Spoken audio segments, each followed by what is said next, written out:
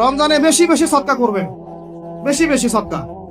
মানে সদাকার এমন ক্ষমতা আছে যে আপনার তাকদিরে মনে করেন একটা বিপদ লেখা আছে, মনে করেন তাকদিরে একটা বিপদ আছে, আপনি এখানে সদকা করছেন, সদকা করছেন, এই সদাকার ওসিলাতে আল্লাহ পাক আপনার এই বিপদটা দূর করে দিতে পারেন।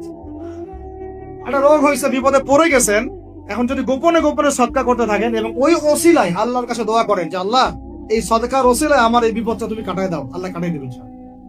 সদকার এমন ক্ষমতা আছে, তবে এটা ঢাকঢোল পিটায় না, যত পারেন গোপনে গোপনে। হ্যাঁ, প্রকাশ্যেও দেওয়া যায়, গোপনে দেওয়া উত্তম, গোপনে দেওয়া কি উত্তম, প্রকাশ্যেও দেওয়া যাবে, কোনো সমস্যা নেই। আমরা সদাকা দিব বেশি বেশি চেষ্টা করবো আত্মীয়র হক দেওয়ার, আত্মীয়দেরকে দেওয়ার জন্য, প্রতিবেশী, আমাদের সমাজের ইয়েতিম, আমাদের সমাজের বিধবা, আমাদের সমাজের মিসকিন, ভালো ভালো জায়গা সদকা করবেন।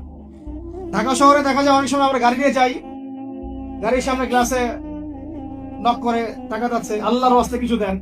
কে জানি হাদিসটা ভিক্ষুকদেরকে শিখাইছে। কোন হাদিস জানেন? যে আল্লাহর ওয়াস্তে কারো কাছে কিছু চাইলে ফিরাইতে হয় না। আল্লাহর ওয়াস্তে যদি কেউ আপনার কাছে কিছু চায়, আল্লাহর ওয়াস্তে ভাই আপনার কাছে আমি 10টা টাকা চাচ্ছি, থাকলে দেন, তাহলে এটা ফিরাইতে হয় না।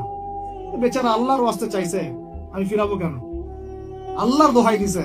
তো প্রত্যেকটা ভিক্ষুক দেখবেন চায় আল্লাহর ওয়াস্তে দেন, সেটা নিয়ে গাঁজা খাক আর কি করে করবো, আল্লাহর ওয়াস্তেই চাচ্ছে। অনেক সময় দেখা যায় অনেক ভিক্ষুকের ফ্ল্যাট আছে ঢাকায়, কি আছে, আর আমরা ভালো থাকি, যারা দেই তারা ভালো থাকি, ভিক্ষুকের ফ্ল্যাট আছে।